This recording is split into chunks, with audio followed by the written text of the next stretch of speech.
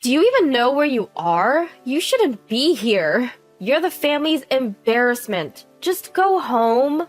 Grace, adorned in a pure white wedding dress, sneered as she spoke. Behind her stood Dad, not even bothering to hide his disgust. I shouldn't have come. I was foolish to think of attending Grace's wedding. With my back turned, I faced the reality of our worst reunion in 10 years. I was ready to leave then and there, completely unaware of the drama that was about to unfold at the wedding. What does freedom mean? I've been asking myself this question my whole life. My name is Natalie, born as the second daughter to the president of a well-established company. Mom, Penelope, is passive and always under the thumb of Dad, Isaac.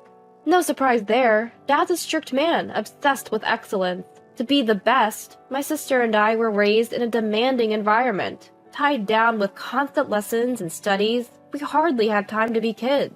Friends were out of the question, and so was dressing up. It was a stifling life. As a child, I tried hard to meet Dad's high expectations, sacrificing all my time to aim for his standard of always being the best. But I never quite made the cut, never excelled in academics or sports. Every day, my failures were pointed out by teachers. Witnessing this, Dad would yell, "Why can't you do better?" making me feel miserable. In stark contrast, Grace was exceptional at everything she did. Always top of the class, excellent in sports, and praised in extracurricular activities. She was the perfect overachiever, the epitome of Dad's mantra, always the best. So there it was, the superior sister and the mediocre one. A life of constant comparison and scrutiny. Longing for freedom but unable to express it, I had no choice but to live as told.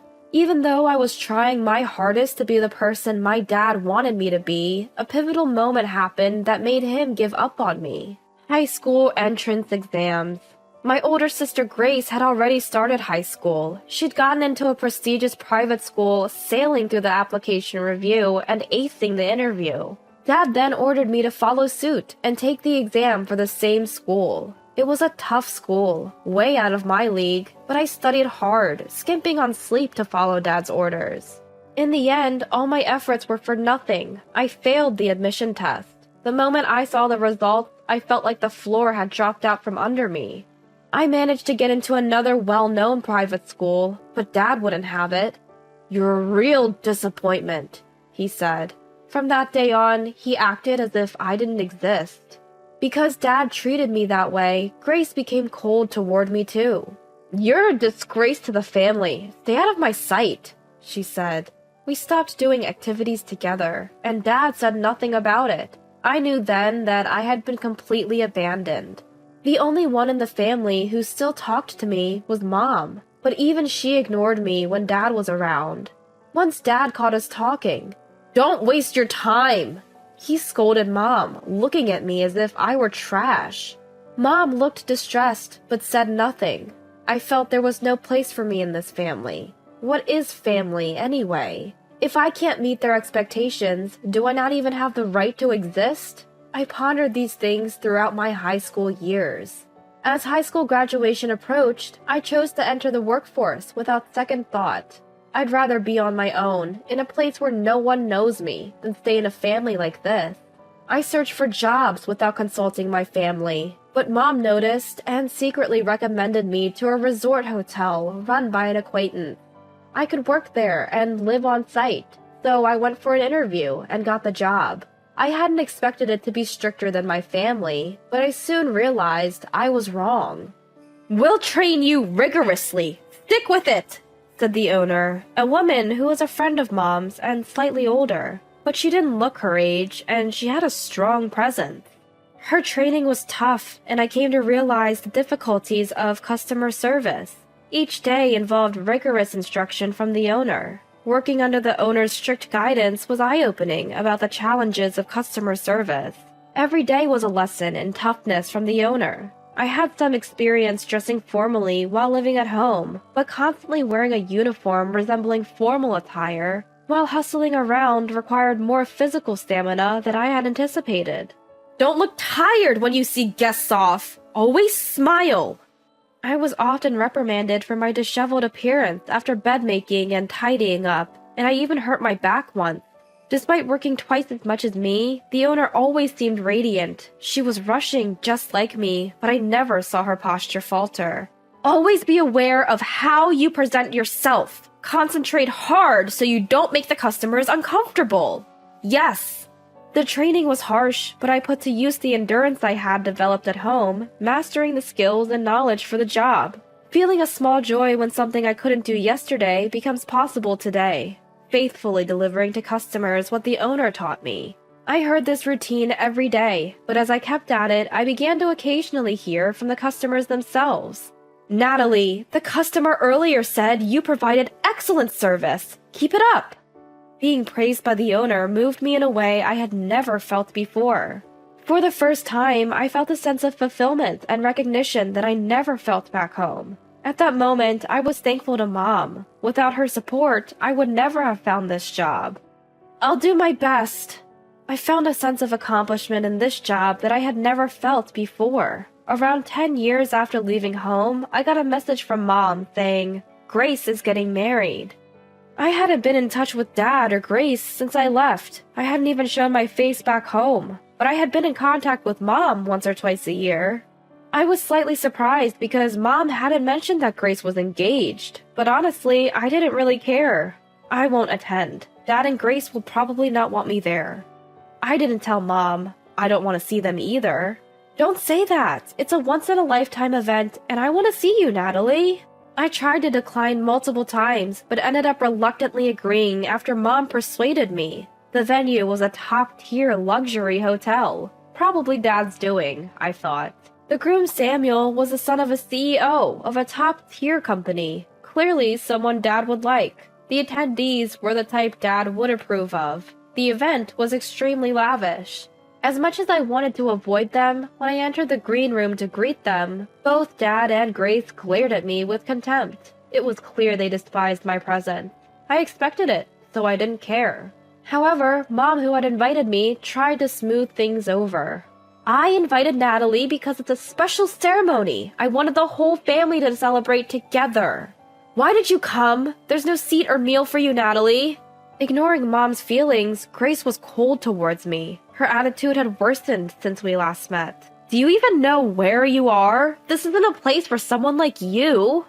So who is allowed here? Is there a rule that says only those approved by Dad can be here? Replacing the silent Dad, Grace continued to spew hateful comments. Then she dropped the last straw. The family disgrace should just leave. Fine, I'll go. I shouldn't have come. I knew this would happen. Regretting my decision to come, I heard, Natalie, wait! I want to talk to you more. Can you wait for me at that cafe for a bit? The mom who followed me seemed to have shrunk since the last time I saw her. I felt a sense of nostalgia looking at her aged appearance. I was happy to see my mom after so long. I decided to kill time in the hotel cafe, just like she told me to. There were no other customers in the cafe where the ceremony was being held. Sitting alone, I listened to the sounds coming from the ceremony hall. Even though I was away from the venue, I could hear the background music and sense the ceremony's progress. The liveliness of the venue contrasted sharply with the silence in the cafe, making me feel miserable. What am I doing here? Sorry, Mom, but I really should leave. I never wanted to attend in the first place. Deciding to act, I head to the waiting room to inform my mom that I'll be leaving, just as they're preparing for the reception. That's when I heard voices that didn't suit a wedding ceremony.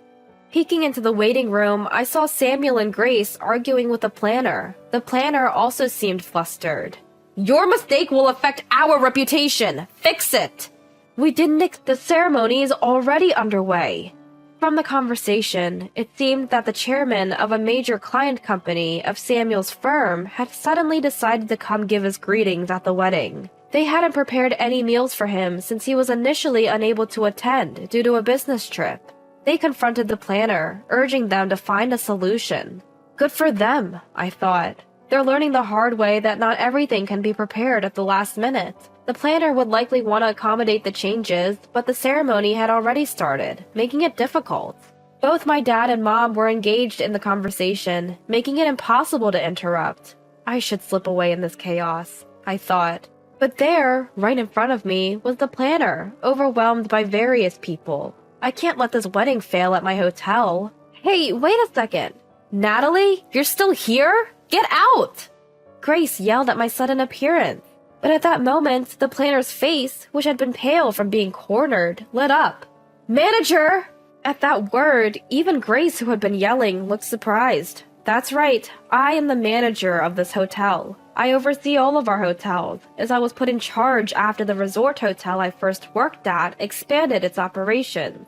The planner being cornered was my subordinate, Claire. Ignoring the surprised Grace, Dad, and Mom, I gave instructions to Claire. Claire, prepare a seat quickly. As for the food, the ceremony hall kitchen alone can't handle it, right? Tell me the menu. Upon hearing the instructions, Claire immediately sprang into action. She handed me the menu for the dishes to be served at the ceremony and headed to the venue to prepare the seating. Once I saw that the venue setup was underway, I took a look at the menu. Because the meals for the ceremony are by reservation only, I doubted anything could be changed. So I headed to the restaurant that's part of our hotel. After consulting with the chef, he agreed to prepare the meals, solving the problem right away. Although we can't offer the same dishes as everyone else, I'm confident no one will be disappointed with the high-end cuisine from our hotel's restaurant.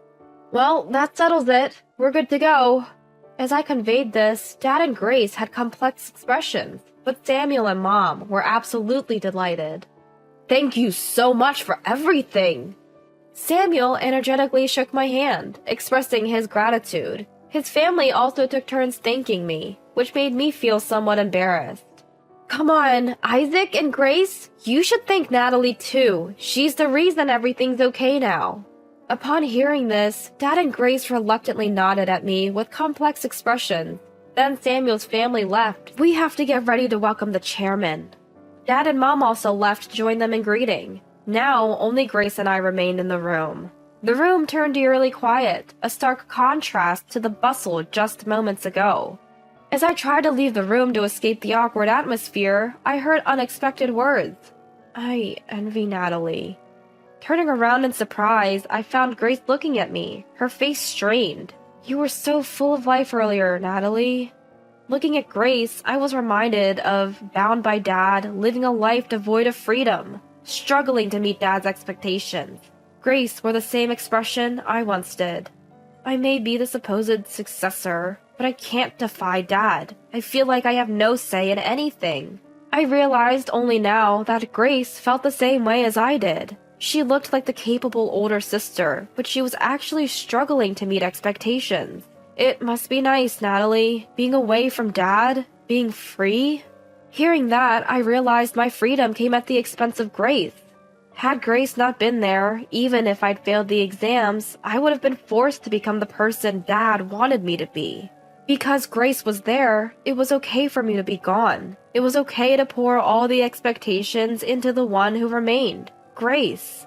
I gained my freedom by being cast away by Dad, but in doing so, I let Grace shoulder all of Dad's expectation. Grace envied my freedom. Perhaps that's why, meeting her today after 10 years, she seemed colder than before. But still, the outside world isn't as free as you think, and it's very harsh. In that world, without relying on anyone, I fought to survive. From Grace's perspective, I must have seemed like someone who lived life on my own terms. But I wanted her to know that the world outside wasn't always a walk in the park either. For the first time in our lives, we, as sisters, were open about what we thought of each other. Natalie, you're amazing. Grace complimented me for the first time. I think this was the moment I finally felt like a real sister to Grace. After some time passed since the wedding, Grace did something she'd never considered doing before. To support her, I went with Dad to Grace's company. Dad, I think the company won't grow if things stay as they are.